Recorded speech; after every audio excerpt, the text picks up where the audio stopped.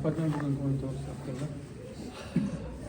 Lokomotiv kuchli, biz ular tarkibini yaxshi bilamiz. O'yinga yaxshi tayyorgarlik ko'rdik. O'yinni o'zimiz xohlagandek reja bo'yicha boshladik. Lekin agar o'yinchilarimiz, o'zimni komandamga aytaman, sifat bo'yicha o'zlarini yaxshilamasa, kelajakda top darajada futbolchi bo'la olmaydi. Shuncha vaziyatlar, agar shuncha vaziyatlardan gol urilmasa, bilmadim. Bunday bu o'ziga bo'lgan ishonchsizlikmi yoki qo'rquvmi bilmayman, lekin bunday vaziyatlarda gol qilish kerak. Bunday vaziyatlar Yevropada albatta gol bo'ladi. O'yin bo'yicha muammo yo'q, o'yinda nazorat qila oldik, kurashdi, yugurishdi, unga e'tirozim yo'q, lekin bunday vaziyatlarda gol urmasak biz hech qachon chempion bo'la olmaymiz. Shuning uchun ayniqsa atakada o'ynagan o'yinchilarga e'tirozim juda ham katta, chunki mas'uliyatliroq bo'lish kerak, o'zlarida texnikasini rivojlantirish kerak, sifat bo'yicha ishlamasa, только hozir bugungi o'yinni o'zbek futboli yutmaydi deb o'ylayman. Faqat kurashlardan, u komanda bu komanda, faqat kurashdan ko'p futbol o'zini nima deydi, chiroyini yo'qotib qo'yadi. Shuning uchun sifat bo'yicha ishlash kerak, pas bo'yicha, shu aniqlik bo'yicha ishlash kerak deb o'ylayman. Lokomotivga tabriklaymiz. Keyingi o'yin bitta o'yinimiz qoldi. Keyingi o'yinda harakat qilib play-off yo'llanmasi uchun kurashamiz.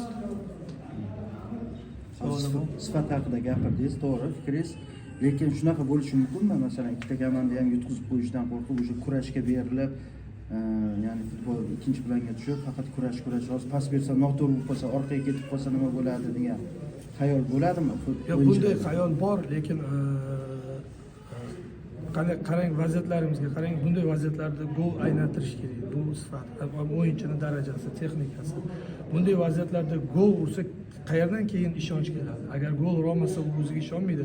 Agar bunday vaziyatlarda golga aylantirsa, keyingi vaziyatda u albatta gol uradi, o'ziga ishonadi. Bulardan nima deydi? Messiga o'xshab, Ronaldinhoga o'xshab o'yin so'ramaymiz. Oddiy pas, oddiy, aniq, tochniy pas, shuni so'rayapmiz. Nima uchun bunga ko'p e'tibor beryapman? Mashg'ulotlarda ko'rsangiz, bular bo'yicha ko'p ishlanadi, lekin mashg'ulotda muammo yo'q. O'yinga chiqqanda muammo ko'rinyapti. Endi bilmadim, hech qaysi murabbiy o'yinchining o'rniga tushib gol urib bermasa kerak.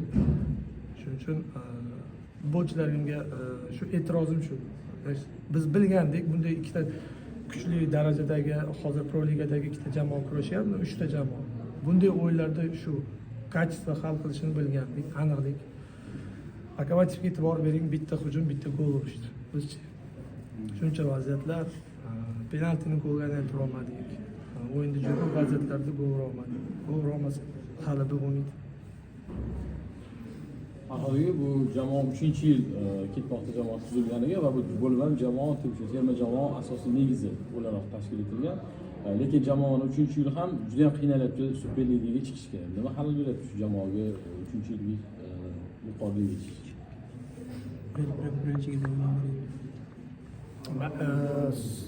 Ikkinchi yil bo'lib o'ynashimiz.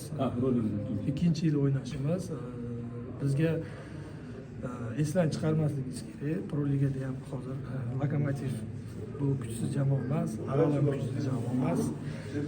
Balki jamoalar soni kamligi ham balki ayrim jihatdan ta'sir qilib turgandir. 6 ta jamoaga faqat 3 ta jamoa kurashyapti, xolos. Lokomotiv tarkibiga qarang, nechta legioneri bor, qancha tajribali o'yinchisi bor. Bizning tarkibimizga qarang. Agar men ham xohlayman, sifatli o'yinchilar bor bu yoshda, lekin ular Super Ligada o'ynayapti. Ularsiz o'ynash baribir qiyin. Mana shunaqa katta o'yinlarda baribir tajriba, texnika, o'yinchining mahorati baribir o'yinda katta rol o'ynaydi. Bizga yetishmay turgan narsa liderlar yetishmayapti. O'yinni hal qilib keta oladigan, o'ziga oladigan, qiyin vaziyatda to'g'ri qaror chiqaradigan o'yinchilarimiz baribir yetishmayapti.